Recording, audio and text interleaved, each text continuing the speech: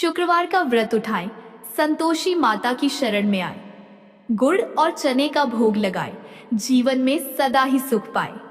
संतोषी माता की जय। बोलिए मित्रों, जय मां संतोषी। हे मां संतोषी, आप हम सभी भक्तों पर अपनी कृपा सदा ही बनाए रखना। तो चलिए प्रिय माताओं, बहनों, देवियों, संतोषी माता के चरण कमलों का ध्यान करते हुए सुनते हैं शुक्रवार व्रत की बहुत ही सुंदर कथा। प्राचीन समय की बात है, एक गांव में एक बुढ़िया रहा करती थी। उस बुढ़िया के 7 पुत्र थे। 6 कमाने वाले थे और एक पुत्र कमाता नहीं था। उसके 7 बेटों की शादी हो चुकी थी और सबसे छोटे वाले बेटे की शादी एक अति गुणवान और सुशील कन्या के साथ संपन्न हुई थी। बुढ़िया अपने 6 बहुओं बेटों को बहुत प्यार करती थी, लेकिन अपने 7वें पुत्र का विवाह होने के बाद अपनी सबसे छोटी बहू से घर के सारे काम करवाती, पर उसे ठीक से खाना भी नहीं देती थी। यह सब बुढ़िया का 7वां बेटा देखता, पर अपनी माँ से कुछ भी नहीं कह पाता था, जिस कारण उसकी बहू दिन भर काम में लगी रहती थी। वो उपले थापती, रोटी रसोई करती, बर्तन साफ करती, कपड़े धोती और इसी में उसका सारा समय बीत जाता था।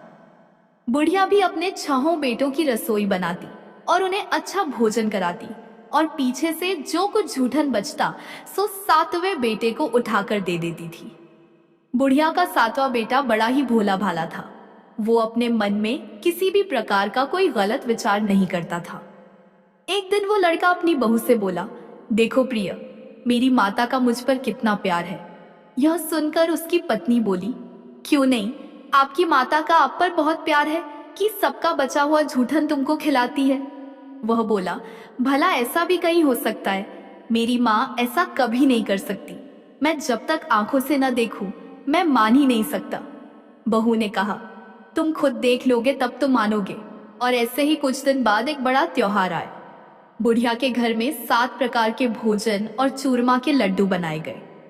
बुढ़िया का 7वां बेटा अपनी पत्नी की बात को जांचने के लिए सिर दर्द का बहाना करने लगा और एक पतला कपड़ा सिर पर ओढ़कर रसोई घर के पास ही लेट गया। अब तो लड़का कपड़े में से सब देखता रहा कि आखिर क्या हो रहा है।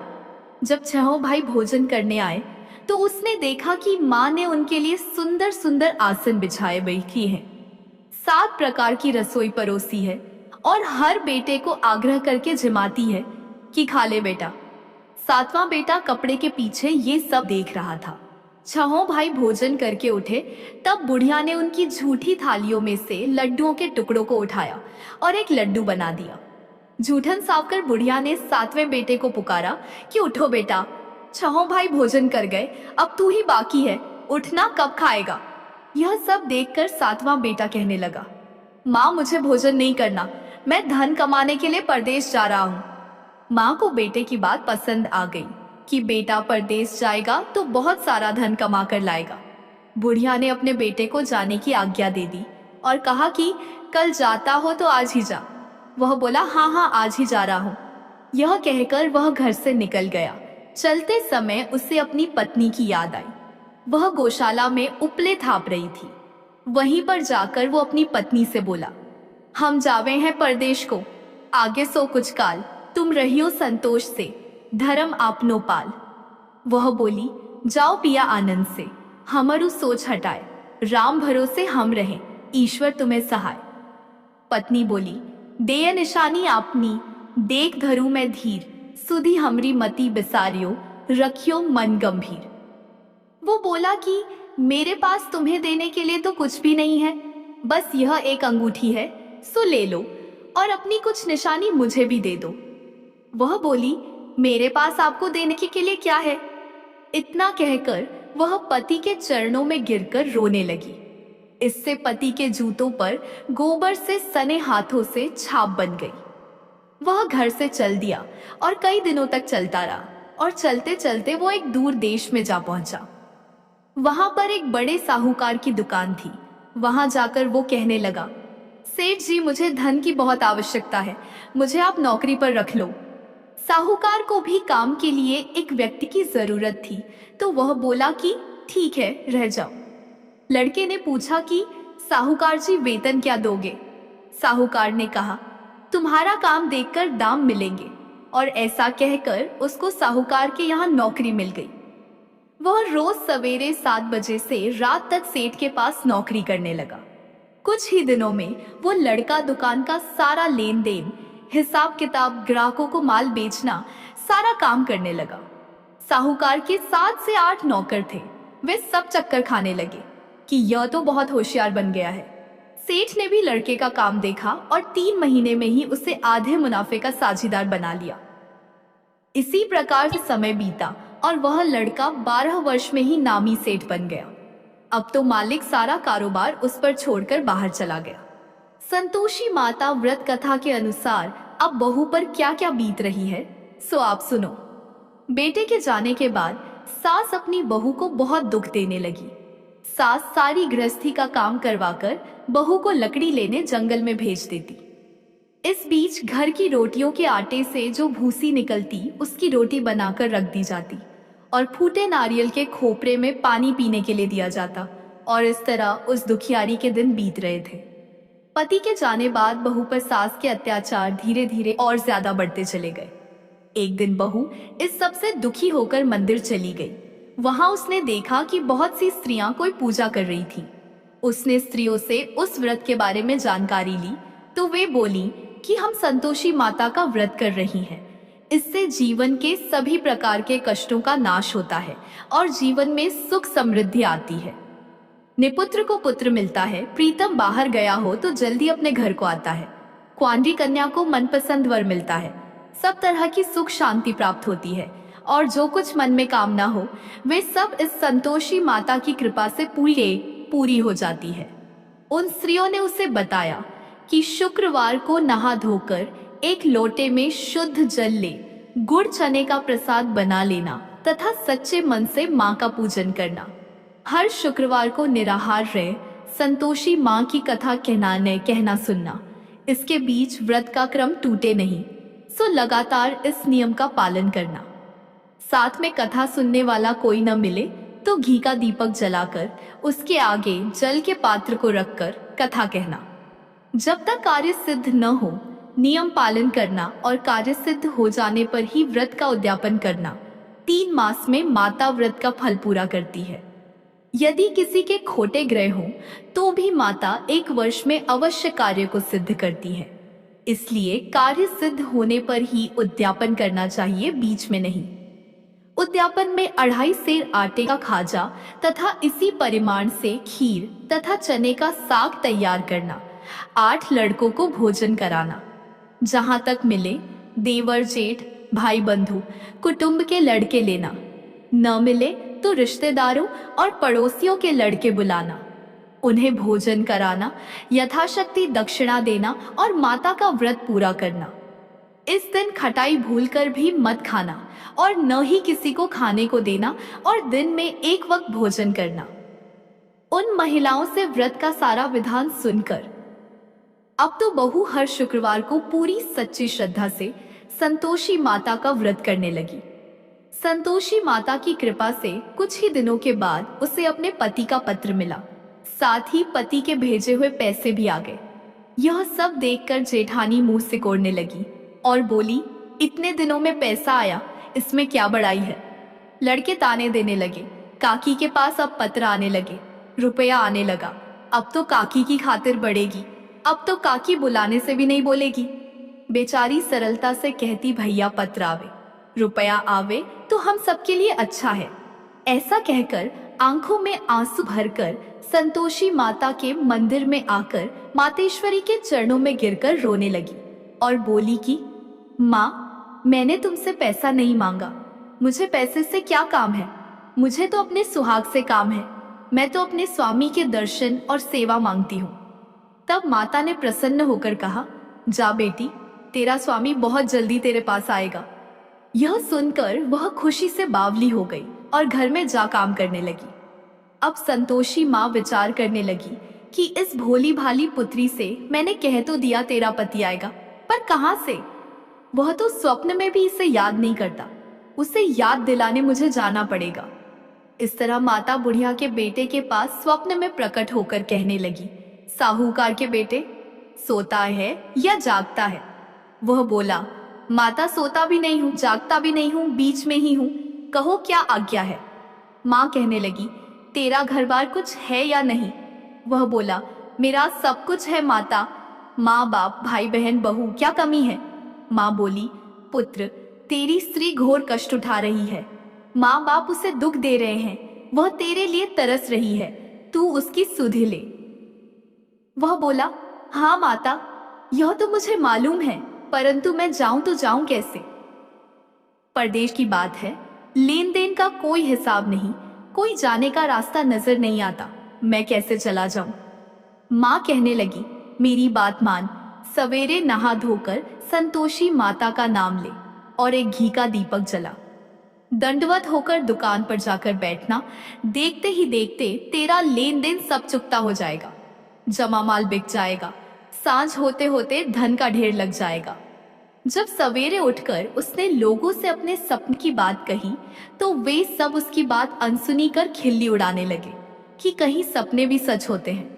पर एक बूढ़ा बोला, देख भाई, मेरी बात मान, इस प्रकार साथ झूठ करने के बदले देवता ने जैसा कहा है वैसा ही करने में तेरा क्या जाता है।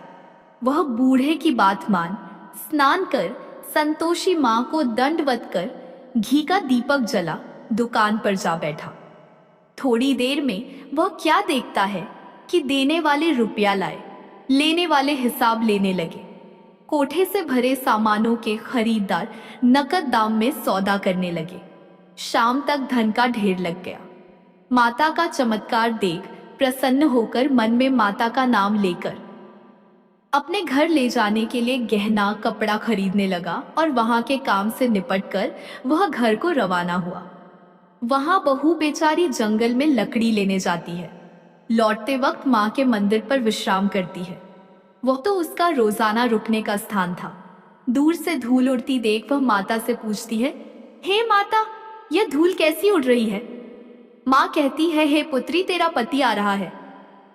अब तू ऐसा कर, लकड़ियों के 3 बोझ बना ला, एक नदी किनारे रख, दूसरा मेरे मंदिर पर और तीसरा अपने सिर पर रख। तेरे पति को लकड़ी का गट्ठा देखकर मोह पैदान बास पैदा होगा। वह वहां रुकेगा, नाश्ता पानी बना खाकर माँ से मिलने जाएगा। तब तू लकड़ियों का बोझ उठाकर घर जाना और बीच चौक में गट्ठा डालकर 3 आवाजें जोर से लगाना, लो सासू जी।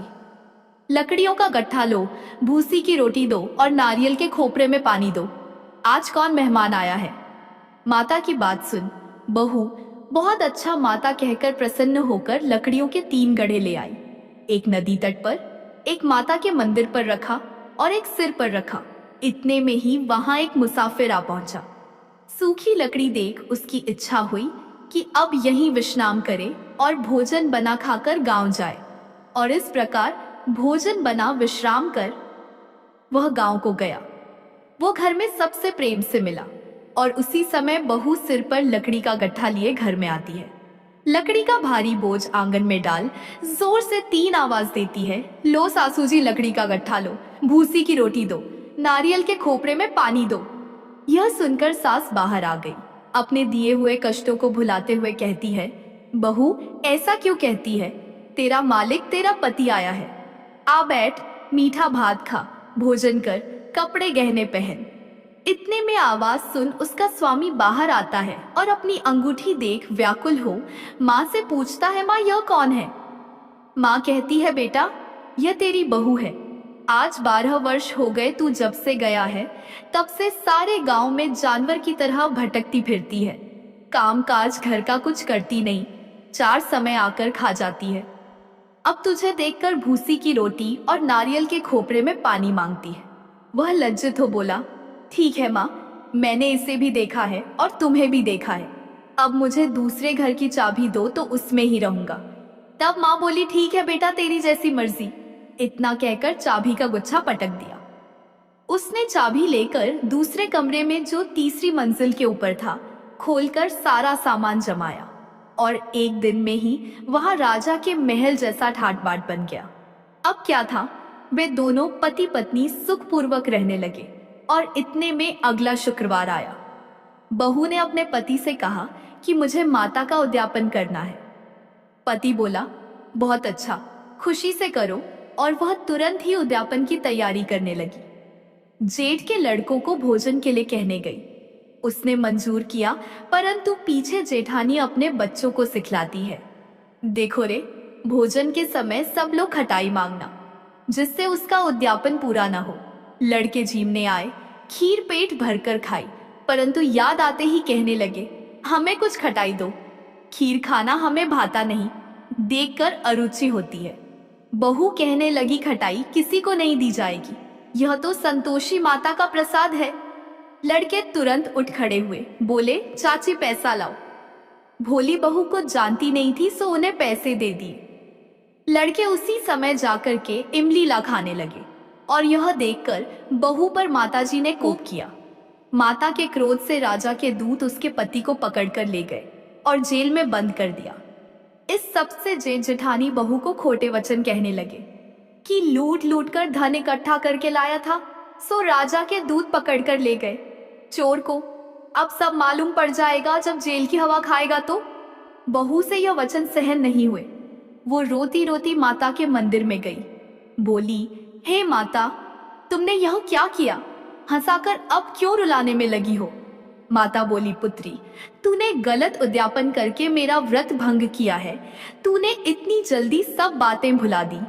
वह कहने लगी, माता, भूली तो नहीं हूँ, ना कुछ अपराध किया है, मुझे तो लड़कों ने भूल में डाल दिया। मैंने भूल से उन्हें पैसे दे दिए, मुझे क्षमा कर दो। माँ बोली, ऐसी भी कहीं भूल होती है? वह बोली, माँ मुझे माफ कर दो, मैं फिर तुम्हारा उद्यापन करूंगी। माँ बोली, ठीक है, पर अब भूल मत करना। वह बोली, अब नहीं होगी। माँ बोली, जा पुत्री, तेरा पति तुझे रास्ते में ही आता मिलेगा। और वह घर को चल दी। राह में पति आता मिला तो उसने पूछा, तुम कहाँ गए थे? तब वह कहने लगा, इतना धन कमाया है, उसका कर राजा ने मांगा था, वही भरने गया था। वह प्रसन्न होकर बोली, भला हुआ, अब घर चलो। कुछ दिन बाद फिर शुक्रवार आया। वह बोली, मुझे माता का उद्यापन करना है। पति ने कहा, ठीक है, करो। वह फिर जेठ के लड़कों से भोजन करने को कहने गई तो जेठानी ने एक दो बातें सुनाई और लड़कों को सिखा दिया कि तुम पहले ही खटाई मांगना। लड़के कहने जगह, हमें खीर नहीं खाना, जी बिगड़ता है, कुछ खटाई खाने को देना। वह बोली, खटाई खाने को नहीं मिलेगी, आना हो तो आओ। और ऐसे वह ब्राह्मणों के लड़के बुलाकर भोजन कराने लगी। यथाशक्ति दक्षिणा की जगह एक एक फल उन्हें दिया और इससे संतोषी माता प्रसन्न हुई। माता की कृपा होते ही 9वें मास उसको चंद्रमा के समान सुंदर पुत्र प्राप्त हुआ। वो पुत्र को लेकर प्रतिदिन माताजी के मंदिर में जाने लगी। माँ ने सोचा कि यह रोज आती है, आज क्यों ना मैं ही इसके घर चलूं, इसका आसरा देखूं तो सही। यह विचार कर माता ने भयानक रूप बनाया। गुड़ और चने से सना मुख, ऊपर सून के समान होंठ, उस पर मक्खियां भिन भिना रही थी। दहलीज में पांव रखते ही उसकी सास चिल्लाई, देखो रे, कोई चुड़ैल डाकिन चली आ रही है, लड़कों इसे भगाओ, नहीं तो किसी को खा जाएगी। लड़के डरने लगे और चिल्लाकर खिड़की बंद करने लगे। यह सब बहू रोशनदान में से देख रही थी।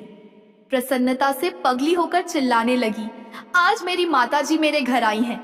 यह कहकर बच्चे को दूध पिलाने छोड़ देती है। इतने में सास का क्रोध फूट पड़ा।